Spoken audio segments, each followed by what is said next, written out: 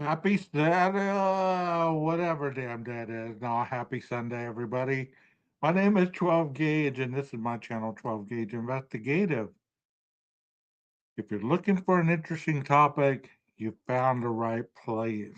You know, I went live earlier, and I was trying to figure out what I was doing on the live podcast without having StreamYard to guide me. You know, the YouTube podcast type thing is a little difficult to maneuver while you're trying to do other things. So if you watched that, thank you so much for doing that. Today we're going to talk about chicken. How many of you enjoy chicken products? Especially this one we're about to talk about. This is Raising Cane's and the history of. So if you're ready to learn a little bit about the franchise, let's dive in. Let's see what Raising Cane's is all about. Here we go. So here it is. It's our meal. Box combo, 4 golden fried chicken fingers, crinkle cut fries, buttery, garlicky toast, cane sauce, and coleslaw. This is everything you serve sitting on this table right now. That's what it is, man. Dig in. All right, let's see. I'm going to go for one of these first. You can taste the quality, right? That's a $1 billion idea right there. Believe it or not. A 22-year-old Todd Graves knew a spot serving only chicken fingers would be a hit with LSU students, even if the banks thought he was a dumb kid with a bad idea. He had a childish menu, no management experience, no money. Isn't that usually how the most successful ideas happen? Isn't that how they usually happen? People have a dream and they go after it. Isn't that what our country was founded on? A dream and multitudes of perseverance. Over time, we have gotten away from that, but you know what? It's interesting to know that this can still be something that many people can dive into and become successful. When you believe in something, like to your core, that it's going to work, and you're an entrepreneur, you use every no and every it's not going to work as fuel. You build a chip on your shoulder. It's the best thing that can happen to you. 3 decades after scraping together the cash to open his first restaurant, Graves has put up more than 900 Raising Cane's chicken fingers locations across 42 states. It's one of America's largest fast food chains and one of the quickest growing, adding more than 100 stores every year. Sales hit $5.1 billion last year. There you go. having no marketing skills, no ability to know what he was getting into. He just got all his money together and said, "Let's do this. Let's do this." So what's stopping you? How many of you enjoy Raising Cane's? I myself am a big fan. But just like Chick-fil-A, it seems like that place is never without customers. It seems like in the US, people are fascinated with the idea of fried chicken products. I just had some. That kind of gave me the idea to do this live just now. I didn't have any Raising Cane's because the area where I'm at does not have one without having to drive like 60 something miles to get some Raising Cane's. So you understand some places just can't step out the front door and go get you some Raising Cane's. or a staggering $6.6 million per store, second only to Chick-fil-A and more than double most major chains. I feel like with the first location being right here on LSU's campus, it's a big part of LSU and Baton Rouge's identity. To put that into perspective, a typical chain is lucky to break $2 million per year in sales. And Graves still owns 92% of Raising Cane's, making his net worth $22 billion, all just from chicken fingers. What I think makes Cane's different is it's led by Imagine that. I didn't know that it started in LSU campus. That is awesome to start on a campus serving what? Chicken, French fries, coleslaw, and bread. That is amazing. That is amazing. That is an amazing. a founder and a founder's family. I take it personally that I'm feeding people's kids, food safety, right? I take it personally that I hire people's kids to come into our business. All those things that when you're founder driven, you make the right decisions for your crew and for your customers. And when you do that, then the sales come. To get to know the man behind the brand, I spent a day in his hometown of Baton Rouge with him. Look, I'm not a licensed plumber, but that picture right there shows me putting in the plumbing, and it's held all these years. Graves showed me everything from the first Raising Cane's restaurant, which he calls the mothership, to his house, his guest house, and his tree house fit for. Isn't that awesome? To be so successful that you can build yourself a tree house. How many of you watching this on replay or watching this with me currently would love to have a tree house? And how many of you have one? That is the question. A king and a few notable celebrity friends of his. I said, is there a number limit, weight limit? Because you put as many people as it can fit in this thing. Wow. So, Kane, what is actually in the cane sauce?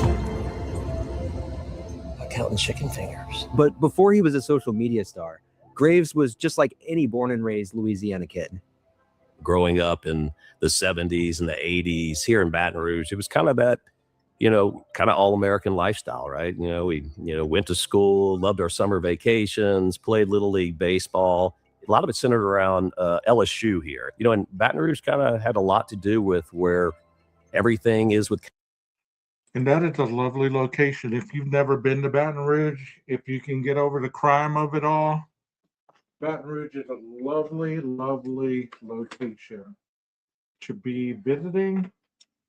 They have a lot of interesting things to see in Baton Rouge. They used to have a live tiger off the interstate, a couple of them off the interstate at this little,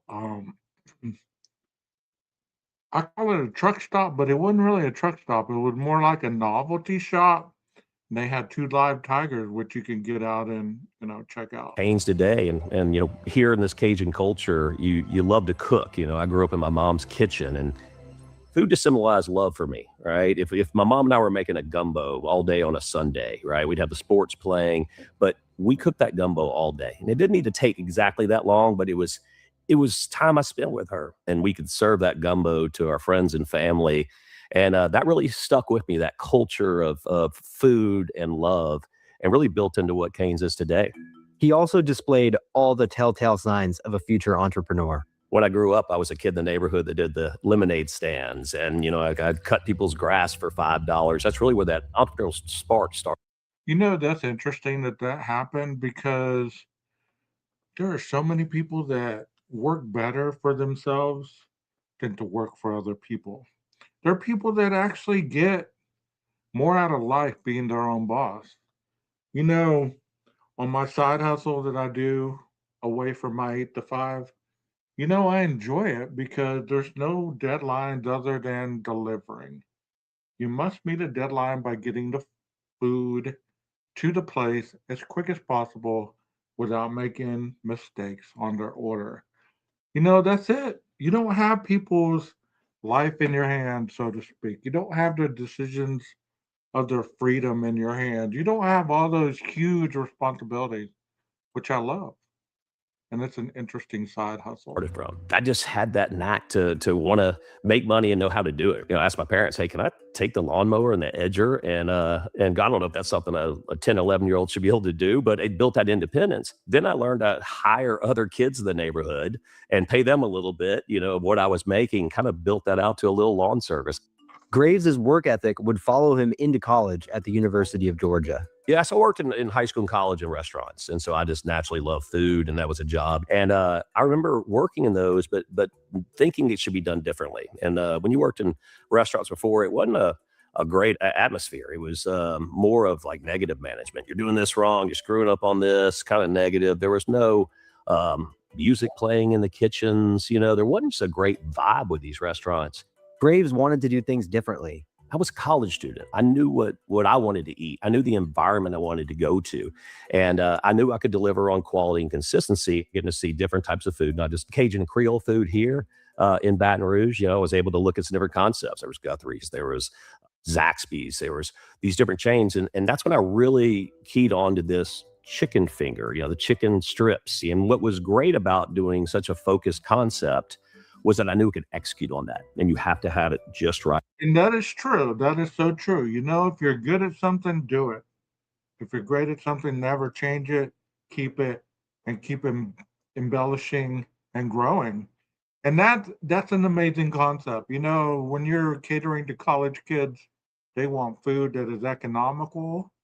They don't want to leave hungry, and they want to feel like they're a part of. So what a concept, right? Every single time. What did your friends and family members and everybody else think, when you're going around saying, forget Cajun Creole, forget all these other trends. I'm going to do chicken fingers, and I'm only going to do chicken fingers, and I'm never changing that. When I explained the concept, just a quality chicken finger meal, craveable and great, they would say, well, what else are you going to have on the menu? You have to have variety. Look, everywhere I go, there's variety if we want to go get that. And I tried to explain it to them, and they just didn't get it, really. They were encouraging to me, but I could see that vision, right? I could see it happening other places. I knew it would be a success. Someone who did. And that's what I like about some of these places that have existed for a long time. If they serve and do something well that is their signature, and they don't deviate from that. Variety is nice, but hell, you want some good chicken fingers, some crinkle fries, some coleslaw, and some Texas toast. You know where to go. You know where to go to get it. You know where the best is. So why are you going to deviate from something that you know works? Why are you going to go there asking for a chicken sandwich? You know what I mean? Why are you going to go there asking for a burger? That just confuses people, and it gives people too many options. Stick to what you know and what you do well, right? Did believe in Todd's vision was his longtime friend, Craig Silvey, who was then a student at LSU. Todd and I go way back. We met actually in 6th grade. We kind of had this instant bond. We both had this kind of, attitude about life, living freely and just really having a good time, but at the same time, working hard. The story of how the first Raising Cane's came to be is a wild tale of two young guys in their early 20s doing whatever it takes to make their dream happen. Todd was in entrepreneur mode. I was, majoring in biochemistry. Todd was about to graduate in telecommunications. And we always wanted to start a business together. At the time, chicken fingers were trendy, mostly at casual restaurants. So it became this focus on how much volume we could pump through a relatively small place. Most entrepreneurs start a business with a friend, right? You're going in, it's scary, right? And you're like, I want to be with somebody that will see it through with me. We actually made kind of a pseudo blood pack. We had like this chicken claw from the flea market, and we decided to kind of scrape our wrist and put our wrists together, and we said, let's do this till the end. I was like, hey, we're going to commit to this. I want to make it where we're going to commit to success or failure either way, but we're not going to quit. That is awesome. That is awesome that they had that mentality at such a young age, because a lot of times young people, they don't have a direction. They don't have a place that they really want to know what they want to do. These two dudes did it, whether it was due to being hungry, due to being scared of failure, or whatever. Sometimes those are the best driving motivators for success. And, when you're that young and you have literally hardly anything to lose, especially financially, it sounded like a fun commitment. And by then we knew that the only way we could do this was go 100%. So we knew we had to put together a business plan. Sylvie had to write a business plan for a class. So the duo submitted their chicken finger concept, mapping out everything, even the brand of toilet paper they'd buy. The professor gave them a B-. I got the worst grade in the class. The teacher said, it's a great plan. Look, I knew it. I wrote the Bible on a chicken finger restaurant. I knew what our aprons would cost that week. I had it down to a science. So the plan was good, but the concept is flawed. It said, one, serving just chicken fingers meals here in South Louisiana. We're known for our Cajun Creole food, doing plate lunches, the variety that Cajun brings is like, one, I don't think that's a great sector of the restaurant business to do here in Louisiana. It kind of fueled us, and we had such laser focus back then that, we just kind of had this young attitude that we weren't going to listen to anyone. I actually bought a cheap suit and went. Think about that. Think about what these guys are saying, man. The investigative process of this whole journey that I'm taking you down today is, you can do this for yourself. You can be creative. You can be an entrepreneur. You can be successful. Sometimes all it takes is not being told no and going for the gusto, so to speak. To Office Depot and bought an old briefcase that had the brass combination locks, right? And I thought this is what business people did. So I basically got every banker in town. I think there's some rule they have to take you if you want to go in and present a lending opportunity. I'd walk in, I'd open my combination lock and give a business plan. Then I was in my cheap suit and I would go through the business plan. Pretty much got the same response, right? The bankers were nice enough to me, but they were like, just chicken finger only concept here in Louisiana. And then I got the extra things from business. You have no money, no equity to put into this. You don't have years of management experience. Usually we look at 10 years at a minimum for somebody to start a restaurant, have that type of experience. We know you worked in high school and college, but you weren't a manager and I wasn't. And the common response is go work for some of the really great restaurant companies out there and learn from them. And then you'll be better set up to do a business. And I'm thinking, it's not bad advice, it's not terrible, but I'm an entrepreneur, with every no, I'm getting more fired up and a chip on my shoulder to show you that I can do it. And so I just kindly said, well, I appreciate the time and you're going to see my restaurant open and I hope you're a customer. After I got turned down by all the investors, I knew I had to raise money by myself on this. And so through a friend of a friend, I got a job working as a boiler maker in refineries, doing turnaround shift work. You work these long days, hard work, it's hot as heck. You're in the middle of these towers. I'm learning how to, work welding irons, blow torches. I'm learning how to direct in these huge flanges coming into this deal. When I was working so hard out there. And that's what it usually takes. It takes you getting a real job while keeping your dream right there close to you. That way you never lose that vision. I did it while starting my own practice at one point in my life. I had a job at a prison that I hated, and I had this dream. I had the business plan. I had just like they're talking about, the envisioning behind starting something for yourself. And it gives you an invigorating feeling that is no other. If you've never done that in your life, try it. It's a rush. You just never know. You might succeed. The Boilermakers were the first really encouraging group to me. And they were like, "You're going to make this chicken finger restaurant work." And I'm like, "You believe it?" And they said, "Yeah, you're working so hard for this. You know, You think that's what they saw, how hard you're working and how passionate you were? And Exactly. They saw that and they said, you're going to back it. And we believe in your concept and we believe you're going to be a success." From there, I met a fellow Boilermaker named Wild Bill Tolar. And Wild Bill was like, "Look, Todd, you really want to make some money for this chicken finger restaurant? I got something for you. I fish summers in Alaska in the sockeye salmon fishing trade." He's like, "Hard work, way more dangerous than this and actually harder than this. But you'll make a whole bunch of money. I think you'll be able to open your restaurant." So I was like, "Well, sign me up. Where do I go?" He got in touch with me to tell me about Alaska. At that time, I kind of just thought it was another crazy Todd idea. And then it turned into this whole adventure, but a very focused adventure. We told everyone that we're trying to get a job out there. They were like, "Why are y'all out here in Alaska?" "We're trying to raise money for a chicken finger restaurant." Crazy work. During the peak of the season, we were working 20-hour days, which meant you get an hour nap here, 45 minutes here, 30. I mean, listening to these people's stories, I don't know how it could not inspire you to chase after your dreams.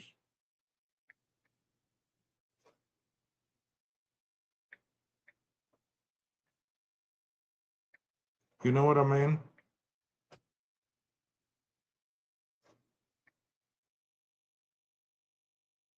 Because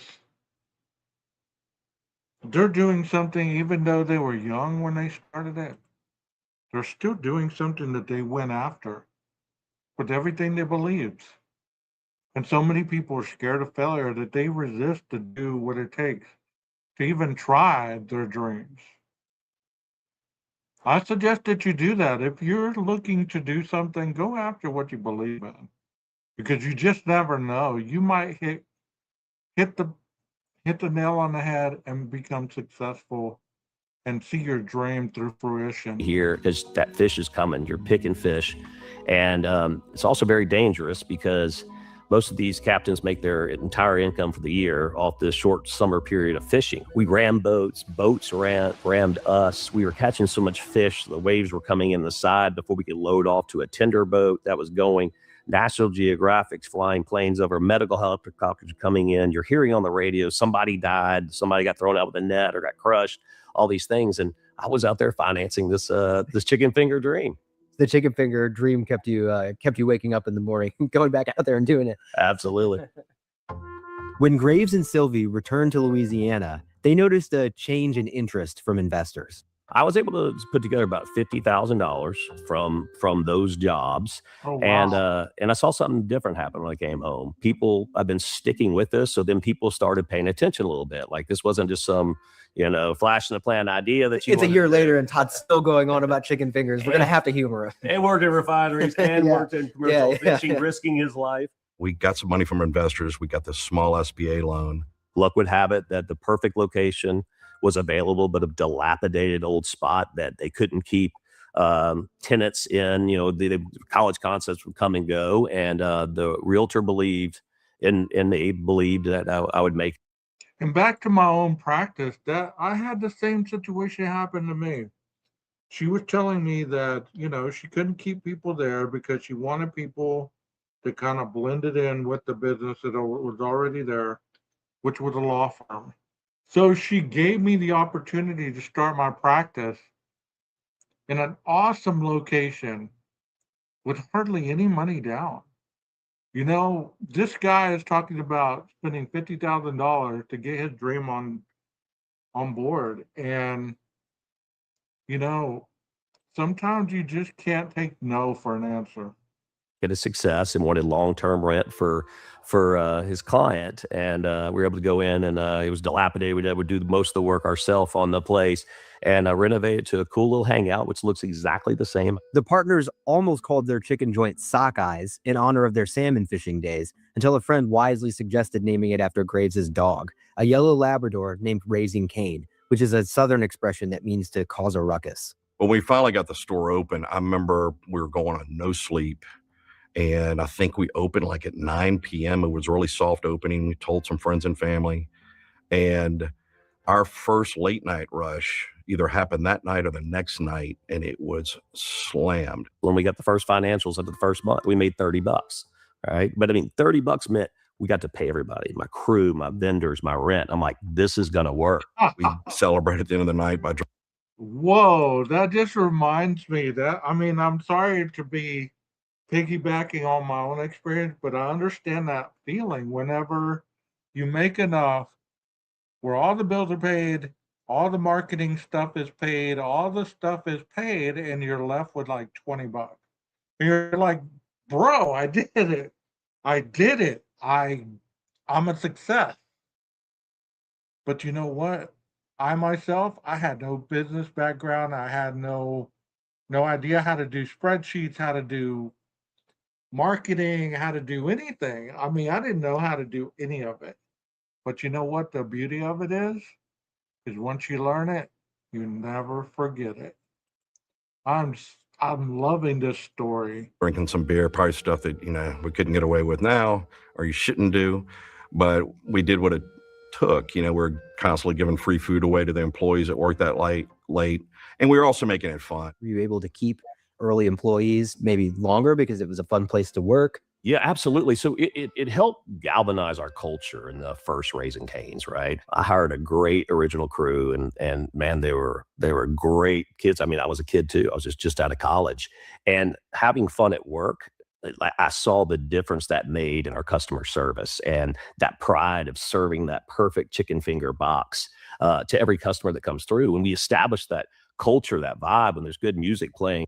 And see, that's what I was talking about earlier about customer service.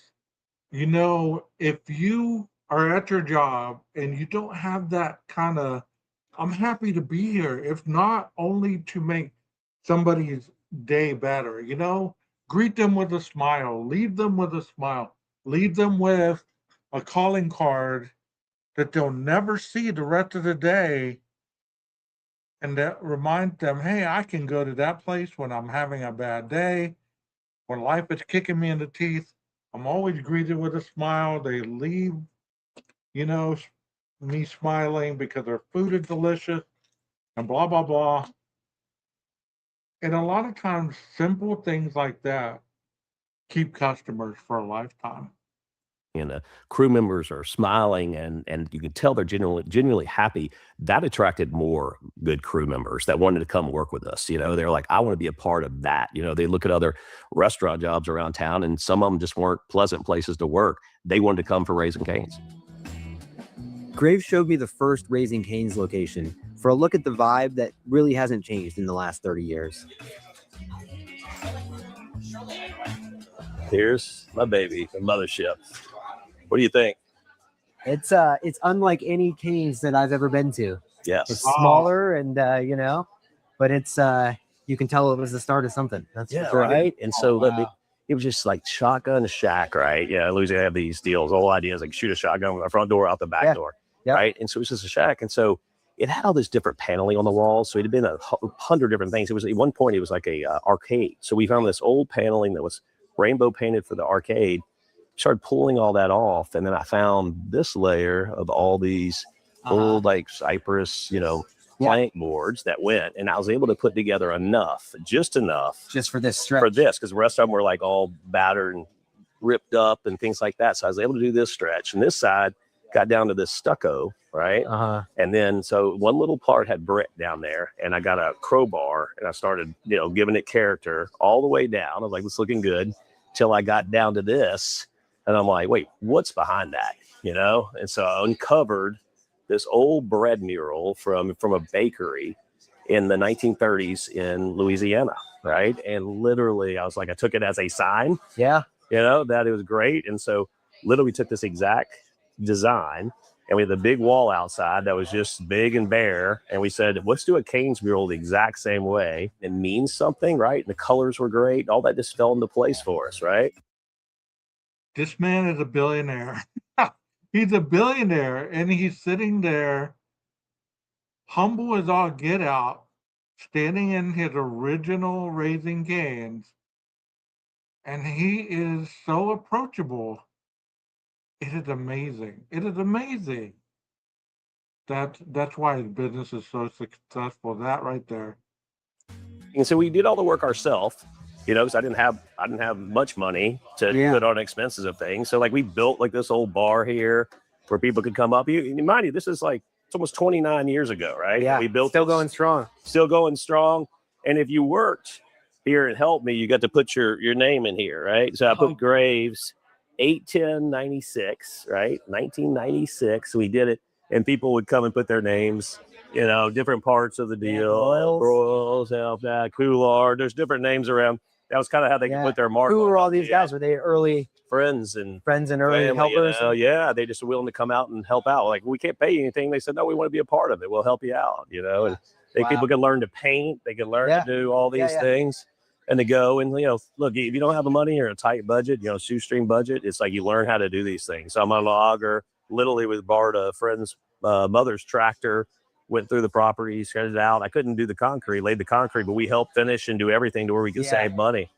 And look, for us, we wanted to keep it classic. Old Cypress, Louisiana. These are old reclaimed cypress boards, right? We did that, and then we had what's the deal with the disco ball? I gotta hear about the disco ball. Well, like we had a skylight, and you know, I'm like, what do we do with a skylight? And so we're like, well, we'll finish it out with the wood. Let's put something fun up there. Like, what do you want to do? And someone said, hey, let's do stained glass. We're like, that could be fun. And someone said, hey, how about a disco ball? And so you'll find a lot of this stuff in every Cane's, right? You got a mural, you got a disco ball. Velvet Elvises on the wall. We get an artist, a special Velvet Elvises. All those things are carried over, and it means something. That's our crew. Within just a few moments of being at the first Raising Cane's location, you could tell that Todd is in and out all the time and very involved in the detail. Can you imagine? Can you imagine? It's like, oh, we need something there. Let's put a disco ball. Okay. 29 years later, that goes in almost all of them. I always wondered what that was about. Now I know. Wow. What do y'all think? His business. Leave me some thoughts in the chat. Leave me some thoughts in the comments. Let me know what you think about this establishment. Even if Raising Cane's is not one of your places, this investigative dive into the foundation of it, is it not a rags to riches story? Ever since I've been to Cane's, you know, he's always stopped in the restaurants and high-fiving the crew, seeing the crew, you know, checking in, and he really cares about everything that they're thinking about. And anytime that we give him ideas, you know, he really takes those things to heart. My amazing crew here. You've got the hardest job. You have to run the Raising Cane's down the street from this guy's house. Yeah. Yeah, mothership. It's the best. It's just like, it's our crew, man. We love it. Everybody doing good?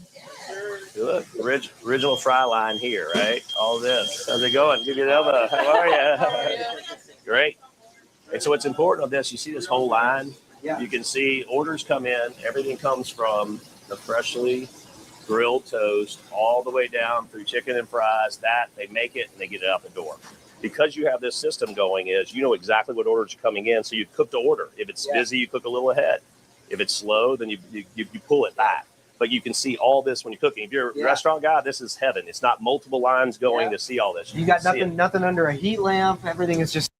Wow. I always wondered why it didn't take very long to get your order. Now he's explaining it.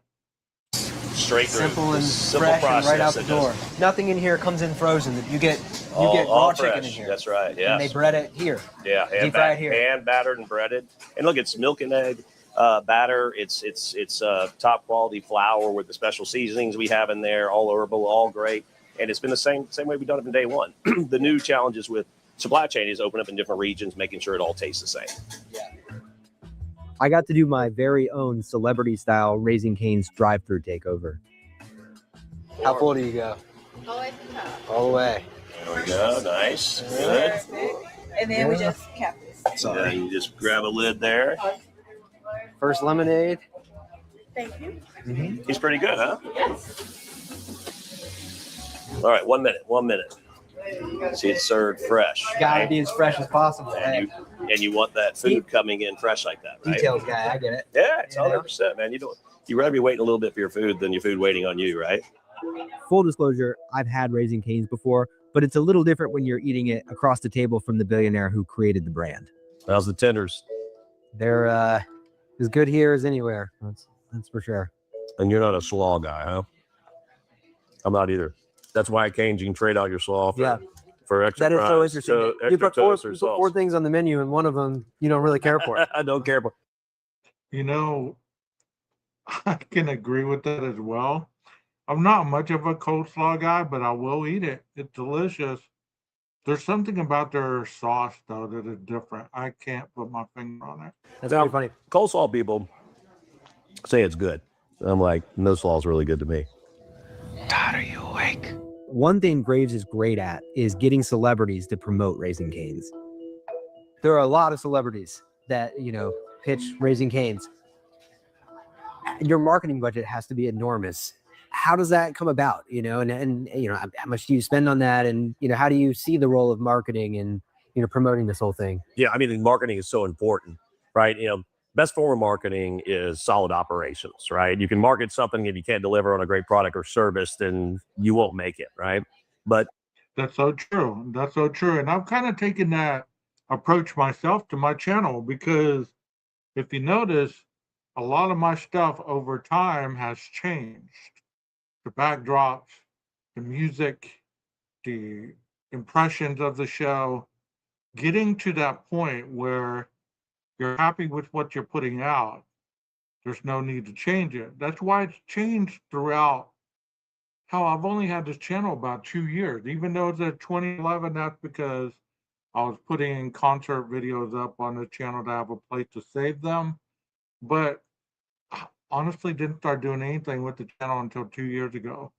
So in 2 years, I've evolved for a lot of different ways, a lot of different intros, a lot of different outros, messing with the background, trying to get things the way I feel that they need to be. And I think I've finally reached that point. He is right on point with all this stuff, not because I'm an expert, but because I agree with what he's saying. like with quick service food, it's top of mind is the key. Like there's a lot of good places to go eat. You want Cane's to be in their head when they're making a decision. General broad advertising, look, just quick service restaurants, total budget off sales is 3 to 4%. That's how much money we put into to marketing to keep our brands top of mind. I like to tie into celebrities who are Caniacs, ones that love Cane's, ones that I have a relationship with. So it's that organic connection. And people can see whether it's a paid endorsement or it's somebody that really loves the brand. And I love to tie into their fans, right? And it's whether it's sports or entertainers, artists, their massive fan base. They might already be a fan of Cane's and go to Cane's, but once their person that they're a fan of is like totally into Cane's, it builds long-term loyalty. Yeah. And so how do you find those celebrities that are Caniacs? For me, it's got to be organic. It's got to be people that love Cane's. And I don't like going around hitting up people to come endorse a product that they might not be crazy about. So just about all of our relationships we have with celebrities is coming from, hey, they wanted to meet the Cane's guy. They love Cane's. They heard the story and wanted to meet. And the ones we make friends with and do it after that period, we make a good friendship. And that's when we'll go and we'll do a deal if it makes sense for both parties. Like I became friends with Post Malone, and Post loved Cane's. He grew up on it, loved it, and he wanted to meet the Cane's guys. So his people called my people. Post like to invite Todd out and his family out to see a show.